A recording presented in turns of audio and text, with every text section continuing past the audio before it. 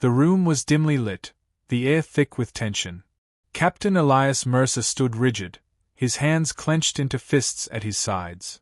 He had faced enemy fire, survived ambushes, and led his men through the deadliest battles humanity had ever fought. But nothing had prepared him for this, standing in a ceremonial chamber, forced into an arranged union with an alien woman. Across from him, she stood like a statue, tall, poised, and eerily calm. Her skin was a shade of deep silver, almost metallic under the glow of the chamber's light. Long, cascading white hair framed her face, and her violet eyes, unreadable and cold, locked onto his. She was a Zalari, part of the very species that had waged war against Earth for over a decade. Yet now, this was the price of peace. A union. A marriage between two unwilling souls. A Zalari priest spoke in a guttural, ancient tongue, and a translation echoed in Elias's earpiece. By the will of the High Council, let this bond be sealed. From this day forward, you are bound. A symbol of peace between our people. Elias barely heard the words. He was too busy watching her. He had expected hatred in her gaze, or maybe resentment. Instead, she was watching him with an expression he couldn't quite place, one that unsettled him more than outright hostility. The moment the ritual ended, the guards that had been standing on either side of them turned and left. The doors slid shut behind them with a resounding clang, locking them inside together. For the first time since the war had ended, he was alone. With her. She took a slow step forward. Elias's instincts flared. Was she about to attack? He braced himself, shifting his stance. His hand hovered near the knife strapped to his leg. He didn't trust her. He didn't trust any of them. But then she leaned in, close enough that he could feel the coolness of her breath against his ear. "We're alone," she whispered, her voice smooth and deliberate. "Now let's do what must be done." A chill ran down Elias's spine. Did she mean to kill him? Did she expect him to kill her? Or did she mean something far worse? Elias took a step back, keeping his eyes locked on her. "What exactly does that mean?" he asked, his voice level but firm. She tilted her head slightly, watching him with an almost amused expression. "Relax, Captain. If I wanted you dead, I would have done it already." "Comforting," he muttered, not believing her for a second. She walked past him, her movements fluid, almost feline. Her long silver robes barely made a sound as they brushed against the smooth metallic floor. She stopped near the viewing window, where the twin moons of Zelaris cast an eerie glow over the city below. "My name is Silari," she said, her tone devoid of emotion. "I assume you were not told much about me before this arrangement." Elias crossed his arms. "They told me you're the High Priestess's daughter. That you volunteered for this union to stop another war." She let out a quiet laugh, but there was no humor in it. "Volunteered? Is that what they told you?" She turned, her violet eyes meeting his. "I am here for the same reason you are, Captain. Neither of us had a choice." Elias frowned.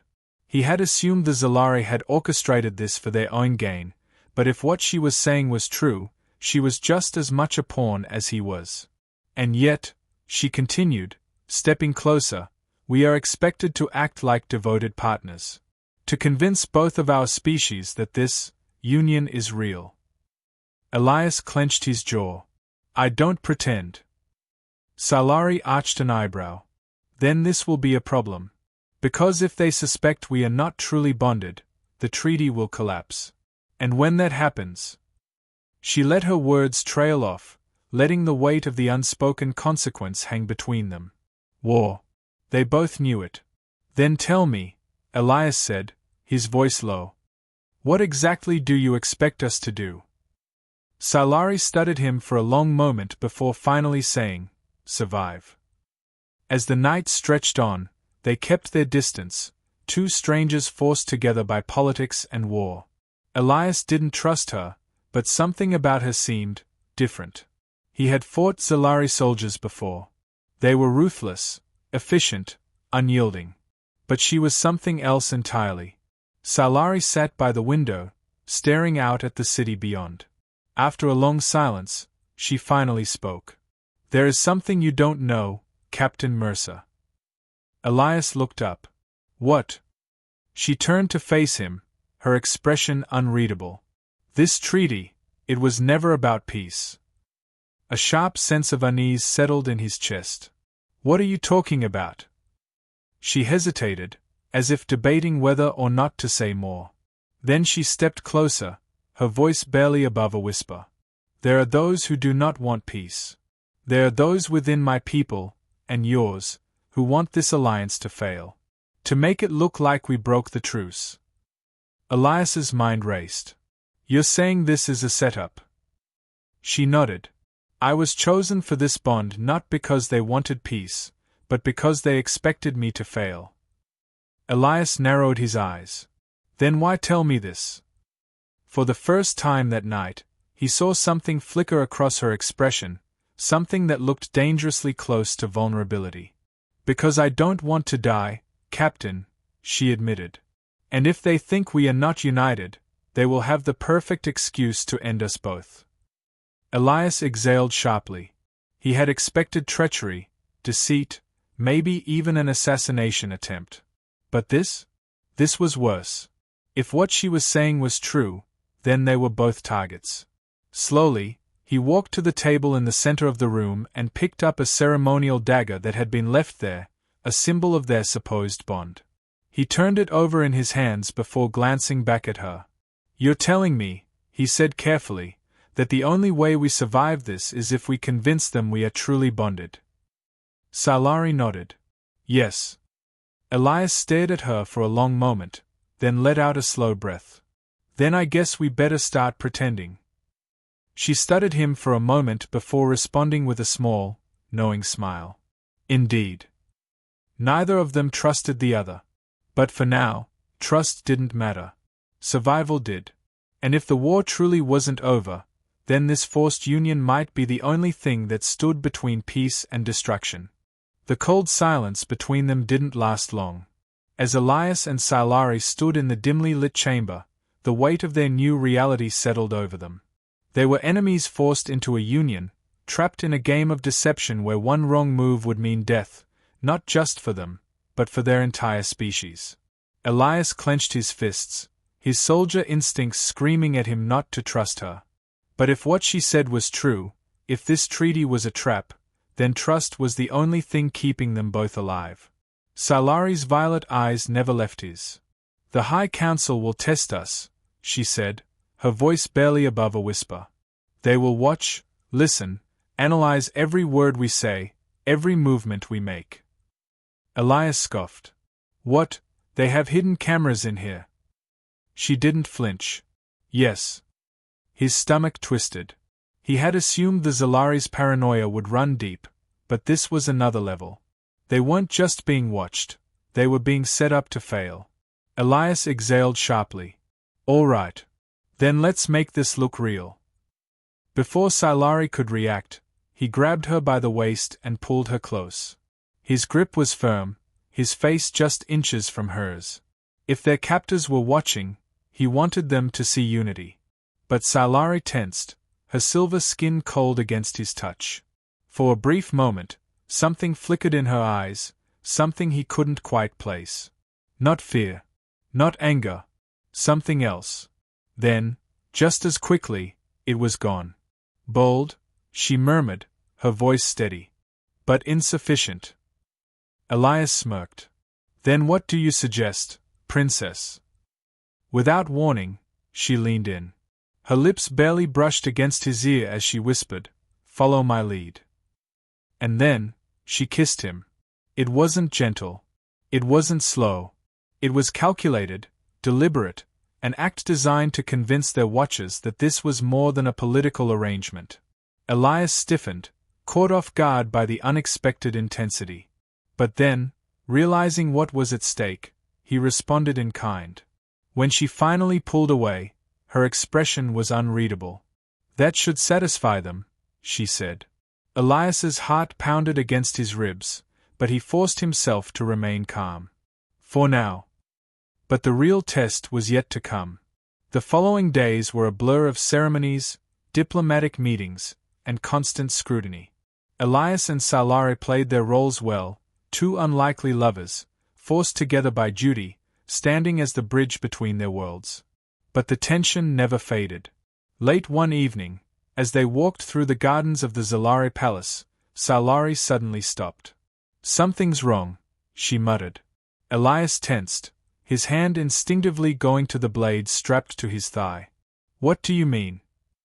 She turned her head slightly, her keen eyes scanning the darkness. "We are not alone."